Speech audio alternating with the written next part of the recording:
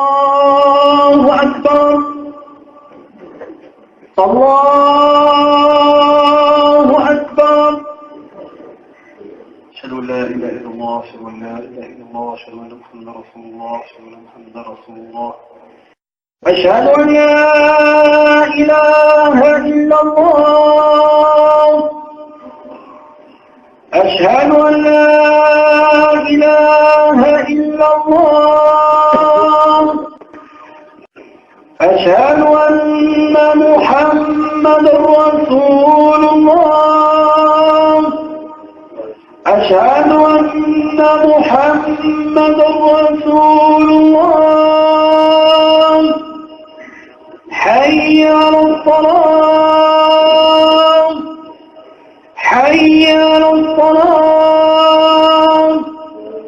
حي على الفلاح حي على الفلاح الله أكبر الله أكبر لا إله إلا الله. إن الحمد لله نحمده ونستعينه ونستغفره ونعوذ بالله من شرور أنفسنا ومن سيئات أعمالنا من يهده الله فلا مضل له ومن يضلل فلا هادي له وأشهد أن لا إله إلا الله وحده لا شريك له وأشهد أن محمدا عبده ورسوله صلى الله عليه وسلم. يا أيها الذين آمنوا اتقوا الله حق تقاته ولا تموتون إلا وأنتم مسلمون. يا أيها الناس اتقوا ربكم الذي خلقكم من نفس واحدة وخلق منها زوجها وبث منهما رجالا كثيرا ونساء واتقوا الله الذي تساءلون به والأرحام إن الله كان عليكم رقيبا. يا أيها الذين آمنوا اتقوا الله وقولوا قولا سديدا يصلح لكم أعمالكم ويغفر لكم ذنوبكم ومن يطيع الله ورسوله فقد فاز فوزا عظيما. أما بعد فإن أصدق الحديث كتاب الله وخير هدي محمد صلى الله عليه وسلم وشر الأمور محدثاتها وكل محدثات بدعة وكل بدعة ضلالة وكل ضلالة في النار.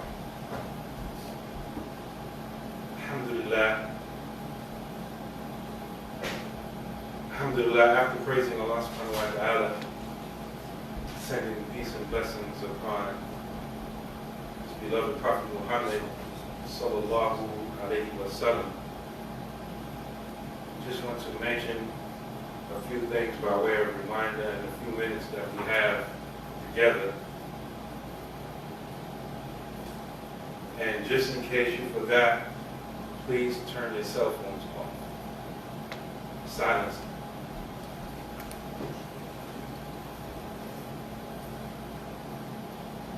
Over the last week or so, a lot of interesting things have happened. There's no way I can mention all of them, much less do justice to all of them. We had a shooting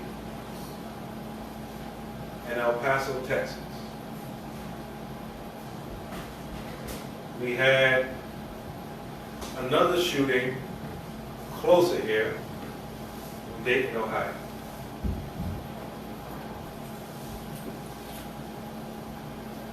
And there were many shootings and violent incidences which took place after those two incidents, and many more even before that.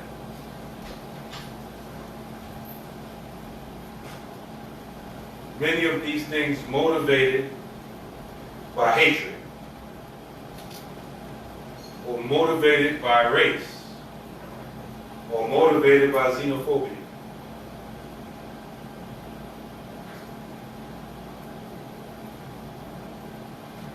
A few days ago, a Muslim sister from this community, she was in a store and another Muslim brother, a man from this community, was helping her out. As soon as the brother left, someone in the store began to harass the Muslim sister. The entire time the brother was in the store with her, no harassment. The minute the brother left, this guy wanted to harass the sister. Alhamdulillahi Rabbil Alameen, he ran up on the wrong sister. Now, some of our sisters are dainty, soft, easily scared, and that's not a problem, that's their nature. But this sister wasn't that. And I'm not going to go into details, I'll let your imagination go wherever it wants to go. But the sister demonstrated that she wasn't the one. And this man this coward who harassed her, all of a sudden regained his composure and realized that he spoke out of turn and he was just having a bad day.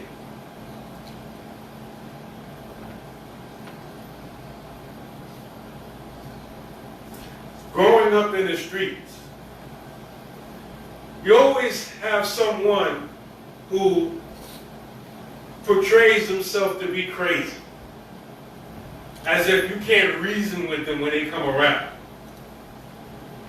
A lot of people, that's just a front. Because when real tough guys are on the scene, they always manage to maintain their composure and stay in line. But as soon as the real tough guys leave, all of a sudden, they're gangster and they can't be controlled, can't be reasoned with. It's the same thing with cowards who want to target people who are different than them.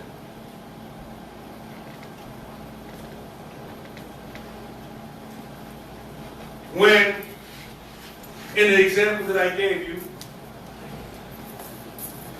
a Muslim man is present, all of a sudden he has nothing to say. But not a minute later, when the Muslim man leaves, all of a sudden he wants to harass the women. That's the nature of a coward. They like soft targets. What are soft targets? Targets where you can hope to bring harm to someone and not expect too much repercussion.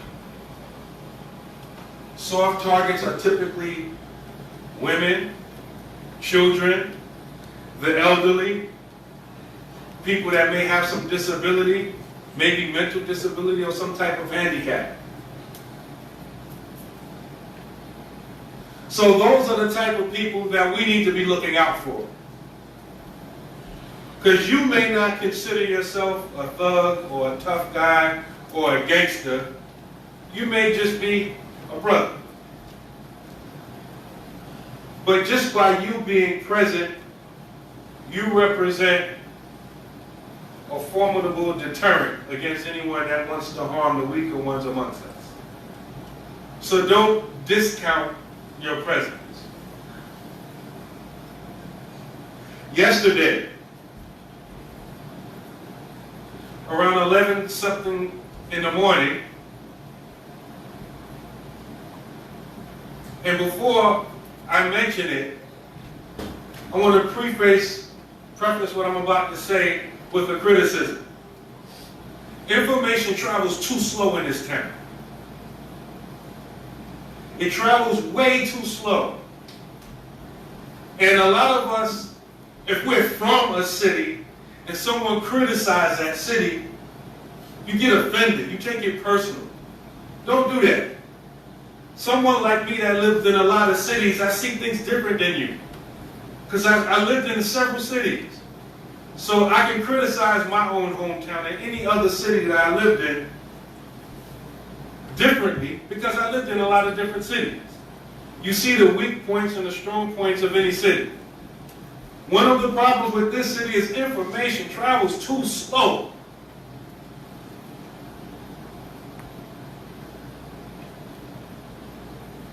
Other cities that are bigger than this, that are bigger than this city, when something happens, the Muslims all know about it before it makes the news.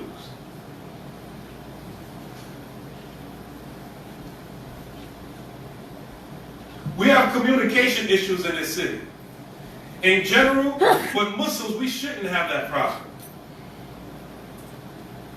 Muslim leaders in this city yesterday calling, texting each other, trying to figure out what's going on, and none of us know. So some of you contact us, Amen, what's up? We heard a sister was stabbed. Do we know who it is? Don't have no information. Somebody knows, but the information is not circulated. Yesterday, a woman was on a bench at the bus stop downtown on 6th Street near the intersection of Smithfield, and she was either sleeping on the bench, or as the officer said, it appeared that she was in some quote-unquote medical distress. So the officer pulled over and went to check on her. While he was checking on her, another man comes and stabs her in the neck.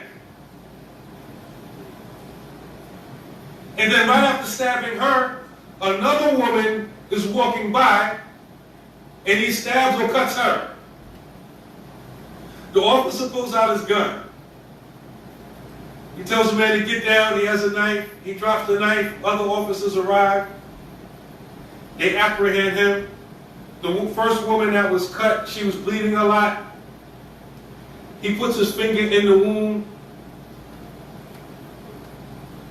Both of these women are taken to Mercy Hospital. The first woman that was cut dies. Her name was Janice Perdue Dance. She was 61 from Erie, PA.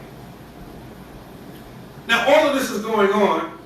Hours later, news is circulating. The news put out a woman in hijab stabbed. So we're hearing a Muslim died. We don't know who, how, what, when, and where. The first news report that came out, really no information in it. We don't know. We think it's a hijabi, it's a Muslim. She was stabbed. We heard someone died. Was it the Muslim that died? What's going on? We don't know.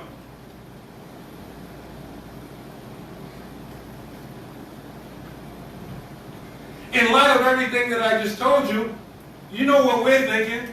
Some white supremacist that stabbed a Muslim. Well, both of them Muslims. We didn't know if both of them was, but we didn't know. No information's out. More than 24 hours later, we still don't know.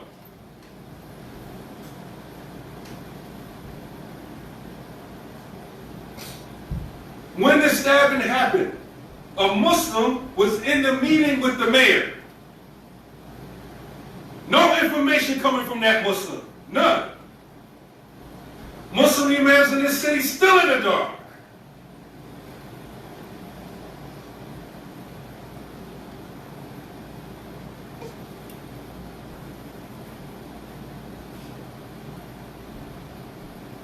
If you've seen the news that came out way later, the one who was apprehended and arrested for the stabbing was a black man, James Wyatt from McKeesport. Forgot his age, 20-something years old, 30-something, I forget.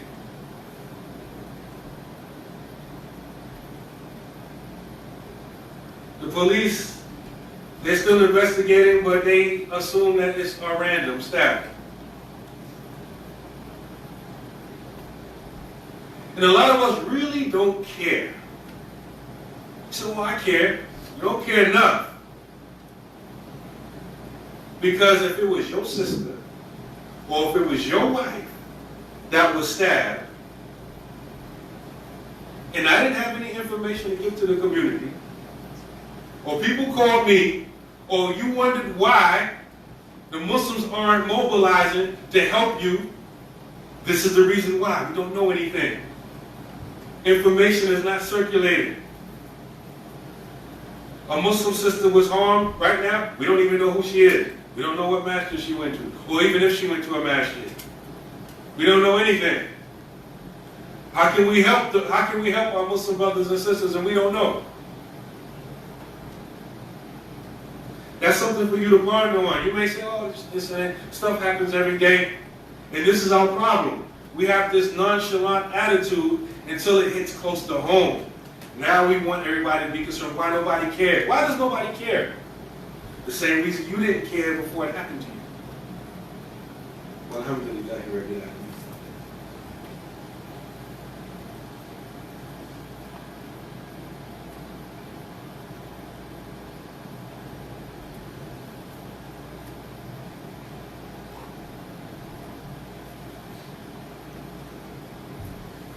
Alhamdulillah.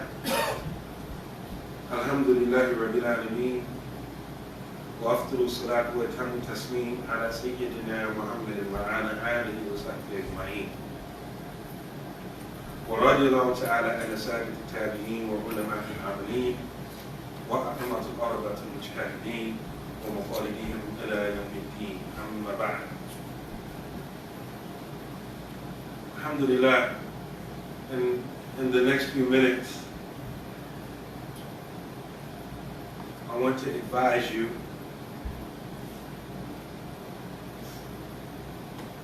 against being one of those type of people who always gloat over what you used to do. Don't be a Usedtowian. A Usedtowian. Don't be a Usedtowian. Oh man, you know what? Man, yo, we used to. Oh man, you know, back in the day, man, I used to. Don't be like that. It's not going to help you. And it's really a form of self-delusion. You know, one time, and this is reported or recorded in Sahih Bukhari, as well as many other collections on the authority of Sahl ibn Sa'd, who said that one day there was a ghazwa, a battle, and there was one particular Muslim who was fighting more brave than all of the other Muslims there. And the Prophet ﷺ said to the Muslims, he said, if you want to see someone from the people of hellfire, look at that man. It's a Muslim. He's fighting on the side of truth, fighting more brave than anyone else. Yet the Prophet ﷺ said, if you want to see someone from amongst the people of the hellfire, look at him. So naturally, when the Prophet ﷺ said this, some of the Muslims began to watch him closely. So he fought bravely and got wounded.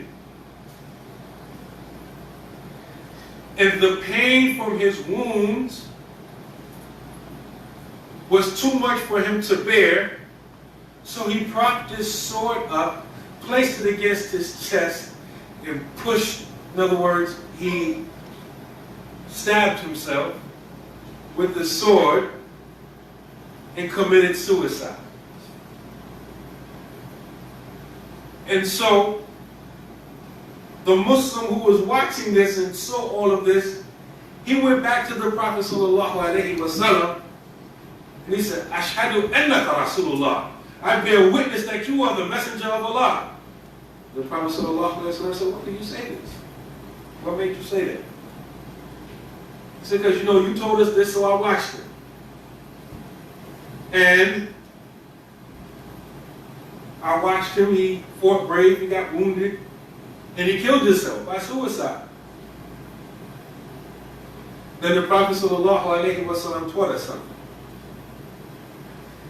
He said, verily, someone does the actions of the people of paradise.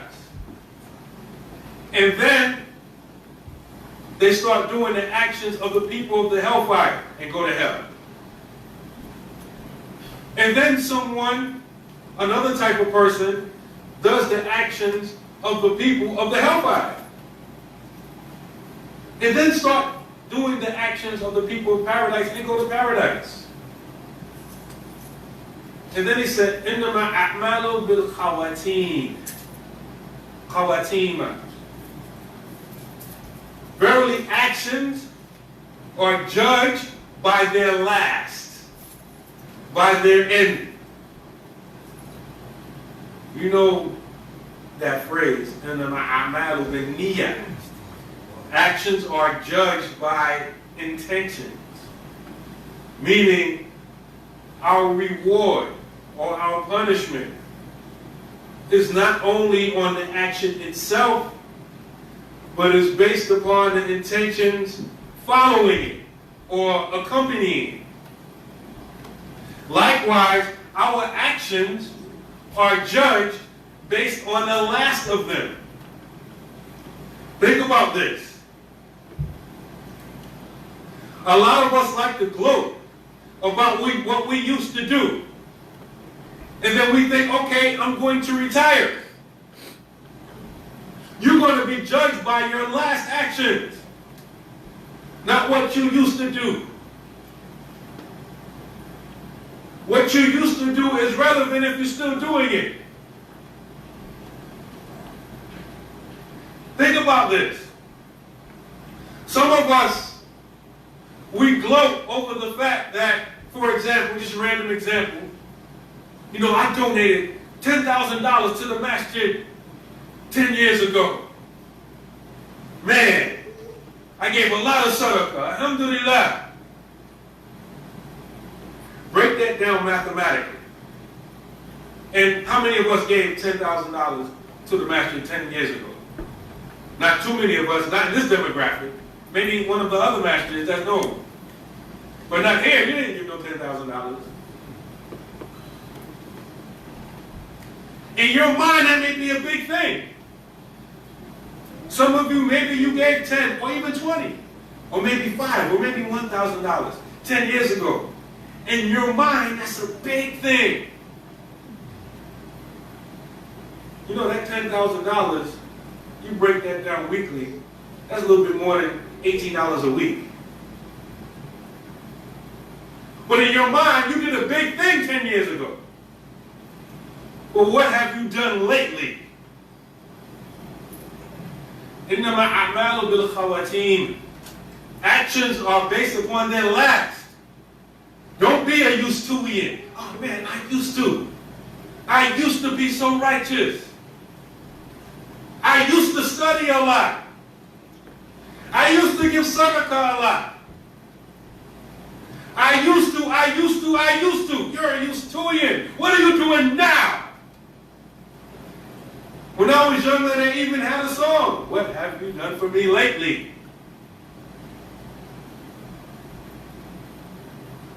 You've been married for a long time. Your husband or wife is losing interest in you. Why? When they married you, you used to. They married you based upon what you used to do. But what have you done for them lately? It must be their fault. Why they don't love me anymore? Because you used to. You used to treat her so nice. She used to feel safe around you. You used to care about her feelings. You used to call her and ask her how she was doing during the day. But you don't do that anymore. You used to do that though. And you wonder why she feels or acts the way she used to. Sister, you used to pack him a lunch when he went to work. You used to rub his back after a long day at work. You used to care about how he felt. You used to. You don't do it anymore. All these brothers are shot out. No. The problem is, you used to do what attracted him to you. Now you don't do that anymore. You used to. You're a Usedtowian.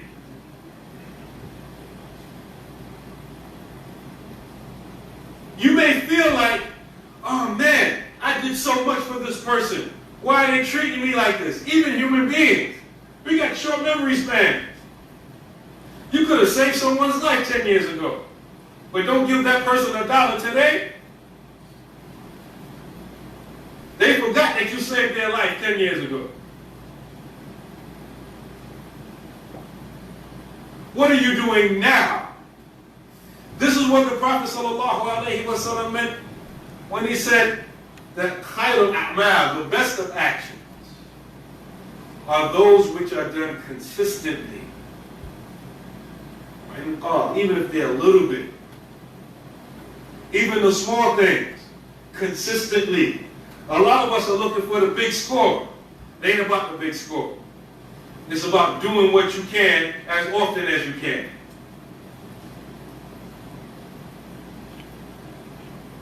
And none of us have communicated with Angel Jibreel. We don't know when we will take our last breath.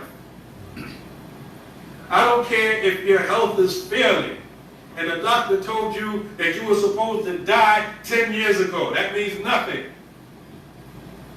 It really means nothing. If what the doctor said is true, me, myself, I wouldn't be here. Because my father was supposed to be dead before I was born. He's still here, I'm still here. And I'm here. So all of your organs failing, that means nothing. You being healthy, that means nothing. You don't know when you can go. So the way to be safe is to make sure you're always doing what is best. Always doing what you can. Banking off of what we used to do is not going to cut it anymore. Oh man, back in the day, a non-believer would have never touched another Muslim. Man, we used to. Exactly. You used to. You used to protect your Muslim women, but you don't do it anymore. You used to protect and defend the weaker ones in the community. And you didn't care what the consequences were. You didn't care how the media twisted the facts and made you look like the criminal for protecting your women. You didn't care. And back then, Muslim women felt safe. And this is an indictment against all of us. All of us brothers right here that I'm looking at, is an indictment against all of us.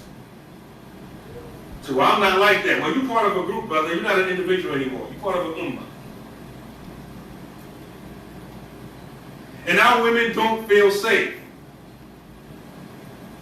You can go on YouTube right now and see many Muslim women at the shooting range learning to defend and protect themselves, taking martial arts classes, learning all types of ways to defend themselves. I'm not knocking that. You have to do what you have to do. But that's an indictment against the men in this ummah.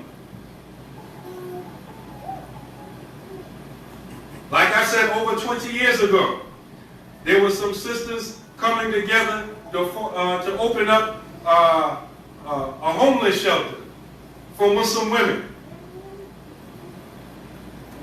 And you have to do what you have to do. I supported the effort back then. But that's an indictment against the men. Why? الرِّجَالُ قَوَّامُونَ عَلَى النِّسَاءِ.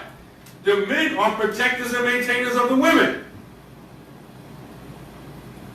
Men are supposed to make sure that the women are always safe. It doesn't matter that she has issues with her husband and has no place to live. The Muslim is supposed to make sure that the sisters are okay. Muslim sisters don't feel safe, so they have to come together and make their own way. That's an indictment against the men. It is not enough that one or two or a handful of brothers step up. It has to be normal. It can't be the exception that an exceptional few brothers step up to protect the women. There has to be the MO of the Muslim brothers. That we always look out for our sisters and the weaker ones in the community. I was driving the other day with a Muslim brother, and we saw 3 young Muslim kids walking, looked like they was coming from the store. And the brother was with me. Instinctively, he said, "Where are the parents?" Is it haram for, 11, 12, 13-year-old child and her younger brothers and sisters to be out walking the street? Of course not. But hello, this is like 2019, 1440. A lot of us are asleep. A lot of us are asleep. And there are people that want to hurt you just because of the way you look. And it's just too sad that we only wake up when it happens to us personally, when it hits close to home. When you see another Muslim in the street, especially a child or a woman, don't be scared and like, well, I'm not going to say salam to her because, I don't want nobody to know I'm Muslim. No. Assalamu alaikum, sister. Keep it going. Let the sister know, hey, there's a Muslim brother in the area. Let the non-Muslim know, there's a Muslim man in the area. If you scared to even be identified as a Muslim, what do you think the women feel like?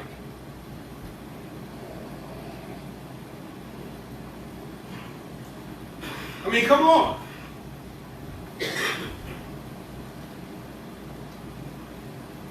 It's not enough to brag about what you used to do. Our Muslim women used to feel safe 10, 20, 30 years ago.